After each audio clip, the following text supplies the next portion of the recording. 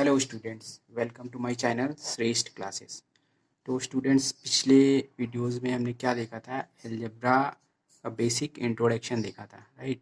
What is variable, what is constant, what is coefficient, ठीक है? Like function क्या होता है, टर्म क्या होता है, अनलाइक टर्म्स क्या होता है, like terms and unlike terms, ये देखा था, ठीक है? तो आज के वीडियो में हम देखेंगे अलजेब्रिक एक्सप्रेशन और इसको कैसे फॉर्म करते हैं, ठीक है? तो हमारा एक अलजेब्रिक एक्सप्रेशन ये है 3y plus 2x plus Z plus 4 - xy, right? तो ये एक अलजेब्रिक एक्सप्रेशन है। तो अलजेब्रिक एक्सप्रेशन एक्चुअल में क्या होता है? ये होता है कि कॉम्बिनेशन ऑफ टर्म्स। ये क्या टर्म्स है, राइट? इस अलजेब्रिक एक्सप्रेशन में कितने टर्म्स हो गए? 1, ये 2 टर्म्स है, ये थर्ड, फोर्थ, फिफ्थ, 5 टर्म्स। इस अलजेब्रिक एक्सप्रेशन में 5 टर्म्स हैं, राइट? तो अभी हम देखो, टर्म्स में कुछ भी हो सकता है। टर्म्स एक कांस्टेंट भी हो सकता है, टर्म्स एक वेरिएबल भी हो सकता है, टर्म्स एक प्रोडक्ट ऑफ वेरिएबल हो सकता है, टर्म्स क्या हो सकता है, क्वोशंट भी हो सकता है। 3/y ये क्वोशंट है। तो हम ये बोल सकते हैं कि टर्म जो अलजेब्रिक एक्सप्रेशन होता है, ये ग्रुप ऑफ टर्म्स होते हैं, ठीक है? ये ग्रुप ऑफ टर्म्स है, पुटिंग टुगेदर, एक साथ साथ में रख दिए जाते हैं और उनके बीच में प्लस साइन होता है या फिर माइनस साइन होता है, राइट? ये खास बात है कि प्लस और माइनस साइन से सेपरेटेड होते हैं टर्म्स, ठीक है? अभी एक हम एग्जांपल ले लेते हैं। सपोज 3x, अगर हम इनटू ले लेते हैं 3x और 4y, ठीक है? तो अब यहाँ पे दो टर्म्स हैं, एक ये और एक ये, दोनों सेपरेटेड हैं मल्टीप्लाई से। तो अभी आप देखो, ये ऐसा नहीं हो सकता क्योंकि ये इनटू का मतलब ये होता है 3x और इंटू 4y, इंटू 4y। तो ये हो गया 3 × 4 यानी कि 14 × 12xy, राइट? तो ये एक सिंगल टर्म ही हो गया। तो हम ये बोल सकते हैं कि कभी भी दो टर्म्स इनटू या फिर डिवाइड से सेपरेटेड नहीं होंगे, ठीक है? ये अलजेब्रिक एक्सप्रेशन में सारे टर्म्स प्लस और माइनस से ही सेपरेटेड होते हैं, ठीक है? ये ऐसा नहीं हो सकता क्योंकि इसका ये तो सिंगल एक ही टर्म हो गया, राइट? तो ये एक इम्पॉर्टेंट पॉइंट्स है जो आप लोगों को समझना है। वो आप लोगों को समझ में आ गया होगा। अभी क्या करते हैं, नेक्स्ट हम कुछ वर्ड्स मीनिंग समझ लेते हैं। हम हमारे अलजेब्रिक एक्सप्रेशन में क्या होता है, प्लस होता है, माइनस होता है, सब्सट्रैक्टेड होता है, मल्टीप्लिकेशन होता है, डिवीज़न होता है, ये सारी चीज़ें हम देखेंगे। तो अब इनके मतलब हम वर्ड के इसमें अलजेब्रिक एक्सप्रेशन को फ्रेम करेंगे, राइट? यानी कि हमें वर्ड वर्ड से मतलब वर्ड प्रॉब्लम से उसको एक्सप्रेशन में कन्वर्ट करेंगे। तो कुछ वर्ड्स होते हैं जिनका कुछ मीनिंग्स होता है, जिसका मतलब ये होता है कि हम हमें कैसे आइडेंटिफाई करेंगे कि हमें प्लस करना है या फिर माइनस करना है, ठीक है? तो वो सारे वर्ड मीनिंग्स एक बार समझ लेते हैं, ठीक है? अब देखिए, जैसे पहला है एडिशन। हाँ, ठीक है, हमें दो टर्म्स को ऐड करना होगा। तो वहाँ पे हम क्या करेंगे, देखो इस तरह से क्वेश्चन हो सकता है। वर्ड में हमारा जो वर्ड प्रॉब्लम्स होगी इस तरह से हो सकता है, यानी कि अगर वहाँ पे लिखा होगा पुट टुगेदर, ठीक है? या फिर लिखा होगा कंबाइंड लिखा होगा, या increased by suppose increase by 2 या 3, कुछ भी नंबर्स हो सकता है, या मोर होगा या फिर प्लस होगा। तो उस केस में हम प्लस का साइन लगाएंगे, ठीक है?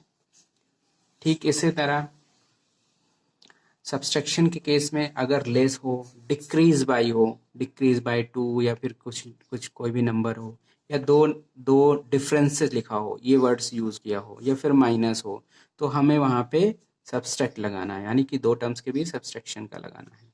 और मल्टीप्लाई कभी कभी होता है कि multiply by 2 N times, multiplied by N times, product, ये वर्ड यूज़ किया जाता है। कभी कभी सिंपल बोल देते हैं मल्टीप्लाई, तो वहाँ पर हमें मल्टीप्लिकेशन करना है, ठीक है?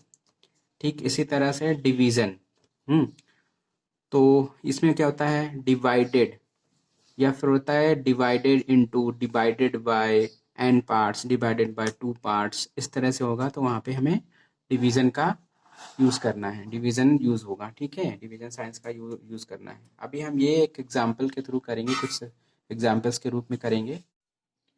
ओके स्टूडेंट, तो अभी हम कुछ एल्जेब्रिक एक्सप्रेशन को फॉर्म करेंगे, ठीक है, फॉर्मिंग ऑफ एल्जेब्रिक एक्सप्रेशन। तो चलिए, एक ये हमारी एक प्रॉब्लम है, perimeter of square is 4 time of its side, ठीक है, आपने पेरीमीटर्स पढ़ा होगा स्क्वायर का क्या होता है, तो उसका हम एक एक्सप्रेशन बनाते हैं, ठीक है। तो चलिए देख लेते, ये एक स्क्वायर है, ठीक है, इसकी एक साइड है, सपोज ये ए है, तो हमें पता है कि स्क्वायर की सभी साइड बराबर होती है, तो सारी साइड बराबर हो गई, ठीक है। अब इसका पेरीमीटर निकालना है, तो पेरीमीटर बराबर क्या है, इसमें लिखा हुआ है 4 टाइम्स ऑफ इट्स साइड, यानी कि इसकी जो साइड है उसका 4 टाइम्स, तो 4 से मल्टीप्लाई कर देते हैं और इंटू ए, ठीक है। तो ये एक तरह से हमारा 4a हो गया, ये क्या है, पेरीमीटर, ठीक है। पेरीमीटर निकालने के लिए उनको 4 इंटू ए कर देते हैं, तो 4 इंटू साइड यानी कि 4a, तो ये एक तरह से एक हमारा एल्जेब्रिक एक्सप्रेशन बन गया, ठीक है, ये एक एल्जेब्रिक एक्सप्रेशन है,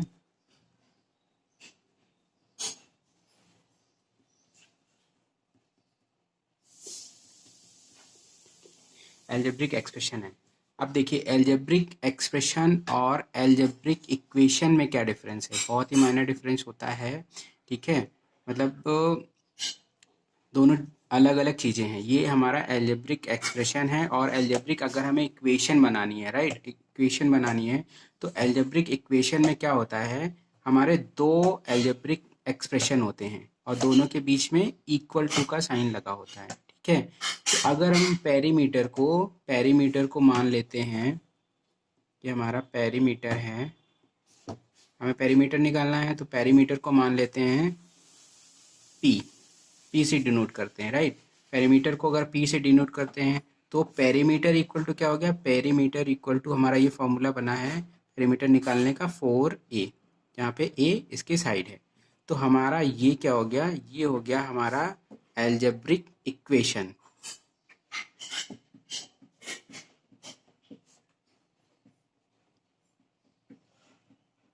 ठीक है। तो अभी आपको समझ में आ गया होगा। अभी ये भी एक टर्म है, ठीक है, ये भी एक एल्जेब्रिक एक्सप्रेशन है, एक्सप्रेशन, और ये भी एक एक्सप्रेशन है, और दोनों के बीच में इक्वल टू का साइन लगा हुआ है। तो जब भी दो एल्जेब्रिक एक्सप्रेशन हो, बीच में इक्वल टू का साइन लगा हो, तो वो इसको एल्जेब्रिक इक्वेशन बोलते हैं, राइट। ये हो गया एल्जेब्रिक इक्वेशन, तो ये एल्जेब्रिक इक्वेशन हो गया। तो अभी आपको समझ में आ गया होगा एल्जेब्रिक इक्वेशन और एल्जेब्रिक एक्सप्रेशन में क्या डिफरेंस होता है। एक्सप्रेशन सिंपल होता है, इसमें इक्वल टू का साइन नहीं लगा होता। अभी हमने क्या किया, ये एल्जेब्रिक एक्सप्रेशन बनाया, पेरीमीटर इक्वल टू 4a, तो ये एक एल्जेब्रिक एक्सप्रेशन हो गया। यहाँ पे हमने इक्वल टू का साइन नहीं लगाया, इक्वल टू का साइन नहीं है, सिंपल ये वाला साइन है। अब पेरीमीटर ये इस तरह से निकाला जाता है 4 इंटू ए। अब पेरीमीटर को जब हमने कुछ वैल्यू मान ली अननोन, हमने पता कि एक्सप्रेशन में कोई भी एक अलजेब्रा में कोई भी हमें एक हम अननोन नंबर्स को फाइंड करने के लिए क्या करते हैं, कोई भी एक कैरेक्टर कुछ भी मान लेते हैं, तो पेरीमीटर को हमने पी मान लिया, ठीक है। अब p इक्वल टू हो गया 4a, ये हमारा एक इक्वेशन बन गई, क्योंकि यहाँ पे दोनों एक्सप्रेशन के बीच में इक्वल टू का साइन है, तो ये हो गया एल्जेब्रिक इक्वेशन। तो अभी आपको समझ में आ गया होगा। एक दूसरा एग्जाम्पल और ले लेते हैं। ओके स्टूडेंट, दूसरा केस क्या है, हमें एक रेक्टेंगल है जिसका पेरीमीटर निकालना है। ये भी आपको पता होगा, फार्मूला तो आपको पता ही होगा कैसे निकालते हैं। तो पेरीमीटर निकालने के लिए स्टेटमेंट को ध्यान से पढ़ो। पेरीमीटर ऑफ रेक्टेंगल, रेक्टेंगल क्या होता है पता ही होगा आपको, ये हमारा रेक्टेंगल, ठीक है, इसमें ये लेंथ हो गई, तो लेंथ को हमने एल से डिनोट कर लिया, ये बी हो गया, ब्रेथ हो गई, ठीक है। तो अभी पेरीमीटर निकालने के लिए हम इनकी सारी साइड्स को सम करते हैं, एल, ये भी एल होगा, और ये बी, तो ये भी होगा, ठीक है।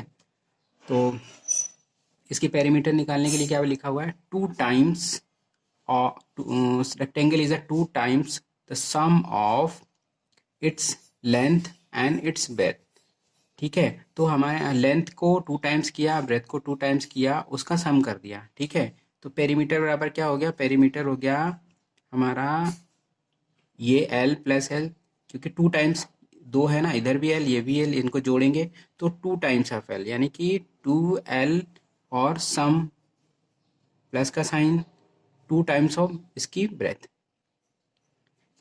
तो हमारा ये पेरीमीटर निकल आया। ठीक है, तो अभी देखो ये है हमारा एक्सप्रेशन बन गया। ठीक है,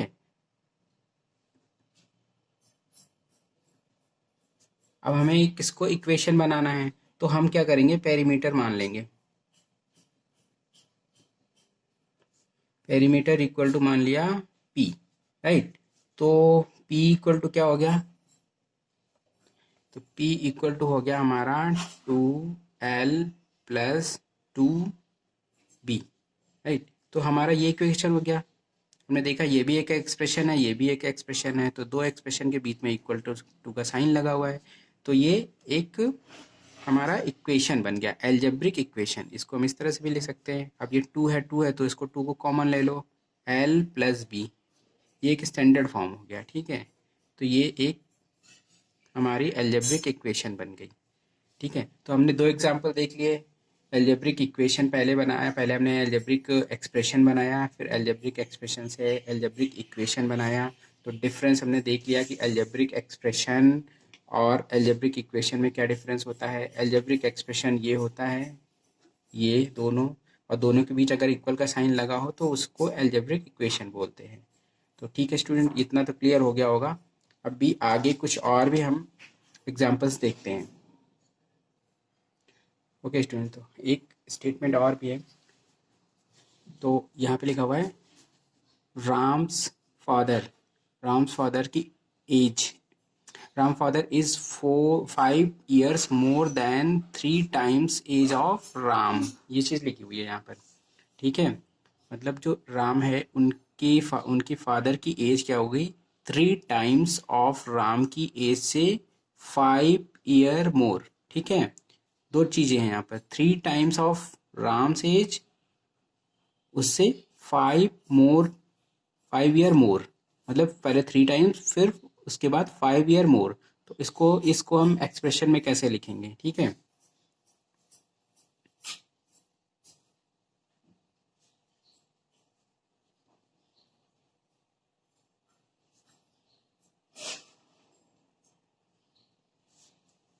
क्या होगी, हम यहाँ से उल्टा पढ़ते हैं, 3 times ऑफ राम की एज। तो सपोज हमने राम की एज मान ली x, ठीक है, तो अभी बोल रहे 3 times ऑफ राम्स की age, 3 times of Ram age. तो राम की एज अगर हमने 3 मान ली, x मान ली, तो 3 times हो गया इसका 3x। ठीक है, तो 3x लिख लिया यहाँ पे, 3x। अब उसके बाद क्या बोल रहा है, 5 year मोर, यानी कि इतने से 5 साल ज़्यादा। ये ठीक है, राम की एज हमने यहाँ पे लिख ली x, अगर राम की एज है तो उसका 3 times किया, 3 times ऑफ राम एज, उससे 5 साल ज़्यादा, 5 year मोर। ठीक है, मोर का मतलब ज़्यादा, तो मोर का मतलब क्या होता है, यानी कि हमने देखा था मोर का मतलब होता है प्लस। ठीक है, तो यहाँ पे हमने सिंपल +5 कर दी। ये 3 times ऑफ x, राम की एज की 3 गुनी से मोर देन 5 year, तो 5 year प्लस कर दिया, तो ये हो गई राम की पिताजी की एज हो गई। ठीक है, अब ये हमारा एक्सप्रेशन बन गया। ठीक है, एल्जेब्रिक एक्सप्रेशन बन गया, क्योंकि यहाँ पर हमारा एक ही एक्सप्रेशन है, और हमारा अगर हमें इक्वेशन बनानी है, राइट, एल्जेब्रिक इक्वेशन बनानी है, तो हमारे पास 2 एक्सप्रेशन होने चाहिए, बीच में हमें इक्वल का साइन होना चाहिए। तो हमने राम के फादर्स की एज को मान लिया, सपोज ए मान लिया। ठीक है, तो हमारा इक्वेशन क्या बन गया, ए इक्वल टू राम के फादर की as equal to 3x plus 5। अब ये हमारा एक एक्सप्रेशन ये हो गया, एक एक्सप्रेशन ये हो गया। ठीक है, ये एक्सप्रेशन है विद सिंगल टर्म। तो अब इन दोनों को मिला करके हमारा ये एक इक्वेशन बन गई। ये हो गया एल्जेब्रिक इक्वेशन, इसको बोलते हैं।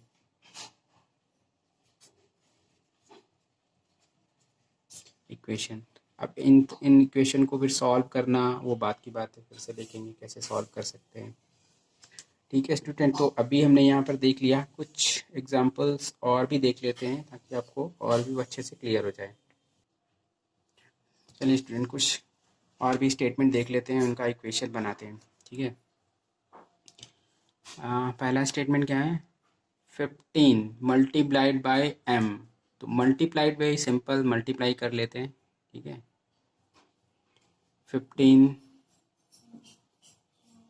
मल्टीप्लाइड कितना है, मल्टीप्लाइड बाय m, तो मल्टीप्लाइड बाय m यानी कि ऐसे, और गिव्स 3 टाइम्स ऑफ n, यानी कि इक्वल का साइन लगेगा। अब ये देता है 3 टाइम्स ऑफ n यानी कि 3n। ठीक है, 3 टाइम्स मतलब 3 इंटू n, तो हमारा ये एक इक्वेशन बन गया 15m इक्वल टू 3n। ठीक है, इक्वेशन, अब देखो यहाँ पे इक्वल का साइन है, ये एक एक्सप्रेशन है, ये एक एक्सप्रेशन है। ठीक है, दो एक्सप्रेशन के बीच में इक्वल का साइन है, तो ये एक इक्वेशन बन गई, एल्जेब्रिक इक्वेशन। अब दूसरा देख लेते हैं, x is increased by 5। Increased by मतलब हमने x को कुछ बढ़ा दिया। ठीक है, 5 यूनिट बढ़ा दी, तो बढ़ाने का मतलब x को प्लस कर दिया, तो क्या हो गया हमारा इक्वेशन x प्लस 5, ये एक एक्सप्रेशन बन गया। Equal to y, simple equal to y, तो ये एक इक्वेशन बन गई, ये एक एक्सप्रेशन हो गया, ये एक एक्सप्रेशन हो गया, बीच में इक्वल टू का साइन हो गया। ठीक है, थर्ड देखते हैं, x is divided by 2। Divided का मतलब हमने x से कुछ निकाल लिया, तो हमारा क्या हो गया, x माइनस 2। ठीक है, equal to z, equal to z हो गया, ये एक इक्वेशन बन गई। अब आगे देखते हैं, product of x, product of 8 and y, यानी कि 8 और y का प्रोडक्ट, तो प्रोडक्ट का मतलब होता है मल्टीप्लाई, तो 8 into Y is equal to 3x, equal to 3x, तो हमारा क्या हो गया, 8y इक्वल टू 3x, ये एक इक्वेशन बन गई। अब ये देख लो, 12 times of x, 12 times of x मतलब हमारा 12 into X is equal to 5z, 5 times of z, 5 times भी बोल सकते हैं, 5 टाइम्स ऑफ z यानी कि 5z। इक्वेशन क्या बन गई हमारी, 12x इक्वल टू 5z। ठीक है स्टूडेंट, तो स्टूडेंट हमने क्या देखा, एल्जेब्रिक एक्सप्रेशन कैसे बनाते हैं। ठीक है, एल्जेब्रिक एक्सप्रेशन बनाने के बाद उसको एल्जेब्रिक एक्सप्रेशन बनाते हैं, उसके बाद हम एल्जेब्रिक इक्वेशन बनाते हैं, तो दोनों के बीच डिफरेंस होता है। एल्जेब्रिक एक्सप्रेशन सिंगल, एक एक्सप्रेशन हो गया, दो एक्सप्रेशन ये अलग हो गया, दोनों के बीच अगर इक्वल का साइन हो तो वो एल्जेब्रिक इक्वेशन हो जाता है। अदरवाइज ये एक एक्सप्रेशन है, ये एक एक्सप्रेशन है, तो होप दोनों के बीच डिफरेंस हमें क्लियर हो गया होगा, एल्जेब्रिक एक्सप्रेशन और एल्जेब्रिक इक्वेशन, राइट। तो ठीक है स्टूडेंट, मिलते हैं नेक्स्ट वीडियो में। अभी एल्जेब्रा का कुछ टॉपिक्स और भी पेंडिंग है, वो मैं नेक्स्ट वीडियो में कवर करता हूँ। ओके।